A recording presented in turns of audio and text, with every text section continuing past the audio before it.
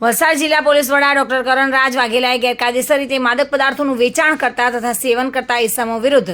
કાર્યવાહી કરવા સૂચના આપી હતી અને જે અનુસંધાને પોલીસ ઇન્સ્પેક્ટર એયુ રોઝને સૂચનાએ માર્ગદર્શન હેઠળ વલસાડ એસઓજીની ટીમ છેલ્લા 10 દિવસથી એમડી ડ્રગ્સ સંદર્ભે વર્કઆઉટ કરી રહી હતી અને તે દરમિયાન